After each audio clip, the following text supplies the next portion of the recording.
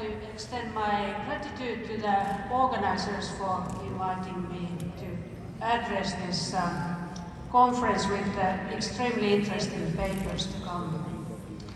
The post-Second World War period experienced the struggle of nations throughout Africa and Asia against colonial rule that resulted in unforeseen number of new states gaining independence and embarking in the road to what is commonly called modernity.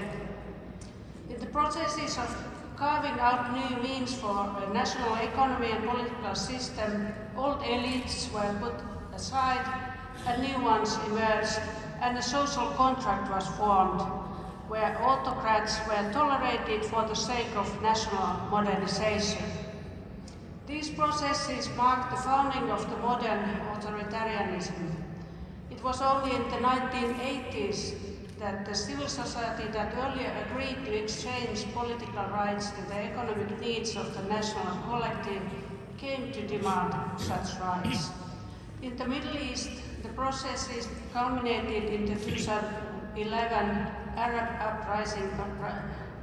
Arab Spring uprisings, while in the Asian autocratic states, resistance has been taken various forms ranging from religion and gender-based to nationalist and minority-based common approaches. In Pakistan and Sindh, these different forms of resistance seldom have found a common basis. Among Sindhis, a preference to the rural life instead of bad urbanization has persisted.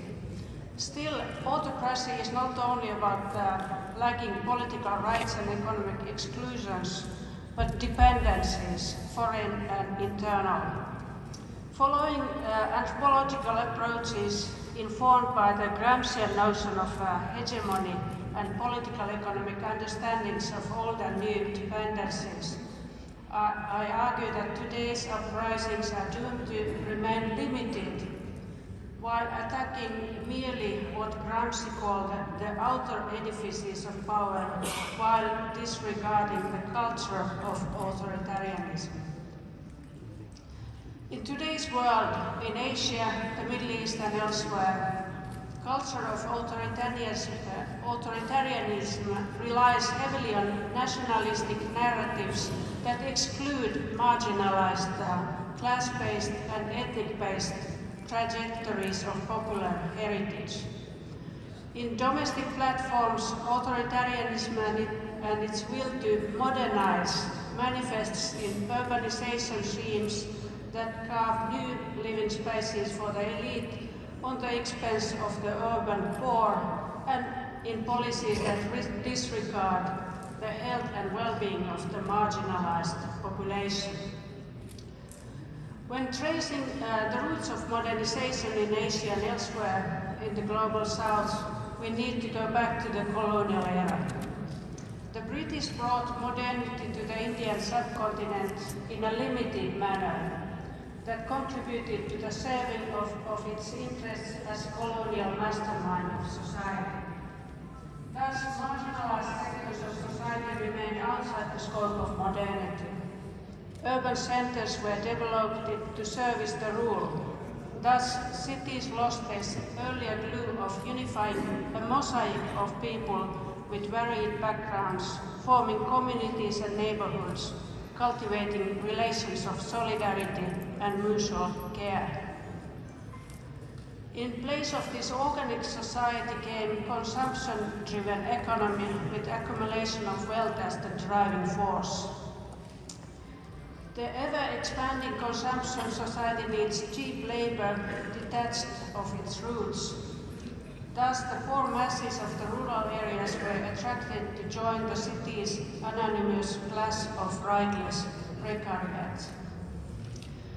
The British anthropologist Bernard S. Corn once wrote that the history of colonialism is an ethnographic product of particle concepts, concerns, and classificatory ideas, all entangled in relations of power. Another anthropologist, the American Nicholas B. Dirks, suggested that any colonial conquest was not just a result of the power of superior arms, military organization, political power, or superior economic wealth. These form naturally the background of colonial rule.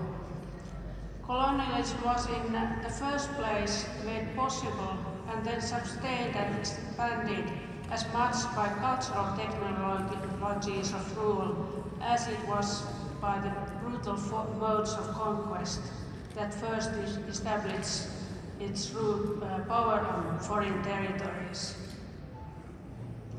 Urbanization is an element of modernity, but cities have always existed. Urbanization means packing a big number of people without roots in congested spaces, called a city.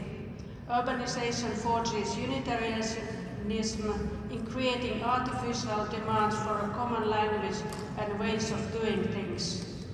Urbanization serves well the interests of an autocratic rule. It can be transformed into a nationalistic project in the era of postmodernity, a mission to create a controlled social space where natural social reproduction is interrupted by constant movement of housing, people, jobs, and platforms of consumption. Cities demand space horizontally and vertically, and land forms the source of property. In rare places, this kind of urbanization is more vulgar than in today's Cairo in Egypt. The military regime has embarked in a mission to form a livable, functioning Cairo, however, not in the confines of the centuries-old city, but in satellite towns outside Cairo. These model neighborhoods entertain a way of living where jobs, schools, and consumption are located outside the places of living, all connected by modern highways. The ideal middle-class citizen lives in a nuclear family with 2 cars and a way of living designed by the urban planners of the regime. It is perhaps unnecessary to mention who owns the land in the desert where these townships are built. It is the military, close to the president. Simultaneously, in the historical Cairo, the city established by the Fatimids, and well known for its historical name Al-Qahira, the victorious, is to be transformed into an open-air museum where again multi-lane highway leads directly to Giza and the pyramids. The aim of this urban scheme is to make the Egyptian historical treasures easily accessible to the foreign tourists.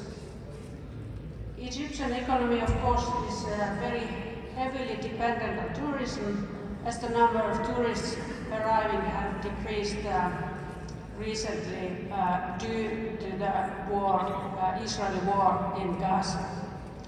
The open-air museum Cairo will have enhanced security systems to control the movement of people and most likely also fenced areas with limited access.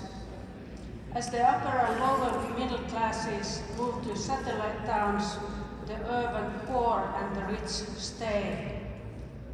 The rich can provide the municipal services they need on their own, services that the government fails even today. A tragedy that repeats itself in many places in our common globe, wherever the ancient cities become deteriorated as livable places due to negligence and bad rule, and where the climate change accelerates the idea of a lost cause. Cities have provided the platforms for resistance too. The millions of people who in the early 2011